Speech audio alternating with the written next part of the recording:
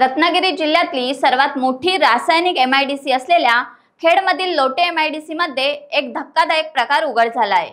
रासायनिक कारखान्यातून रासायनिक सांडपाणी वाहून नेणाऱ्या सांडपाणी वाहिनीमध्ये व चेंबरमध्ये प्लास्टिकच्या पिशव्यांमध्ये दगड व जाणीवपूर्वक अवजड साहित्य टाकून चक्क रासायनिक सांडपाणी वाहिनीच बंद करण्याचा व सांडपाणी वाहिनीला धोका निर्माण करण्याचा प्रयत्न केला गेला असल्याचे उघड झाले। याबाबत स्वतः लोटे परशुराम इंडस्ट्रीज असोसिएशनचे अध्यक्ष राज आंब्रे यांनी माध्यमांशी बोलताना ही माहिती दिली।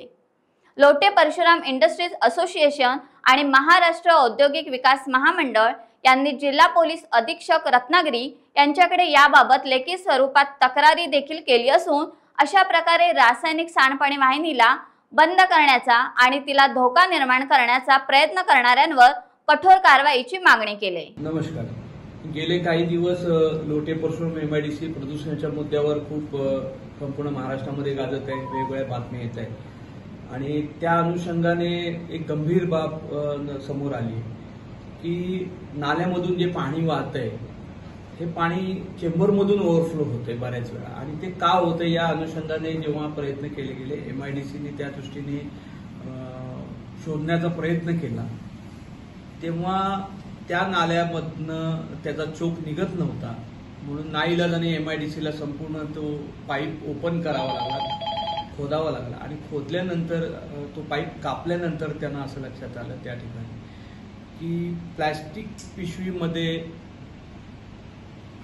काळे दगड भरून ते आतमध्ये पाईपमध्ये कोंबले गेले। त्याचबरोबर प्लास्टिकच्या गोण्या भरल्या, त्याचबरोबर बूट, चप्पल, गोण्या या सगळ्या गोष्टी त्या पाईपमध्ये भरून चोक केले। 10 फूट खोलीचा चेंबर असणारा ज्याच्यामध्ये जरी दगड वरून टाकले तरी तो खाली डकमध्ये जाईल, तो डकमध्ये न जाता पाईपमध्ये तो कसा काय भरला आणि तो पाईपमध्ये भरून अशा पद्धतीनं चेंबर्स चोक करायचे आणि ते चेंबर्स ओव्हरफ्लो झाले की त्यानंतर त्याचे इश्यू बनवायचे। अशा पद्धतीनं गंभीर काम कोणातरी व्यक्तीतर्फे किंवा कोणा लोकांतर्फे होतंय असं वाटतंय।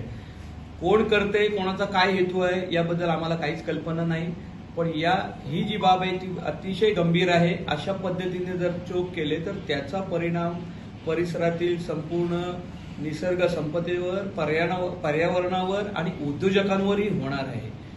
तर या बाबीची गंभीर दखल घेतली जावी आणि भविष्यात अशा गोष्टी घडणार नाहीत यासाठी प्रयत्न होणे गरजेचे आहे। त्या अनुषंगाने एमआयडीसीने खेड पोलीस स्टेशन येथे तक्रार केलेली आहे आणि असोसिएशनने या बाबतीत एसपी साहेबांकडे तक्रार दिलेली आहे।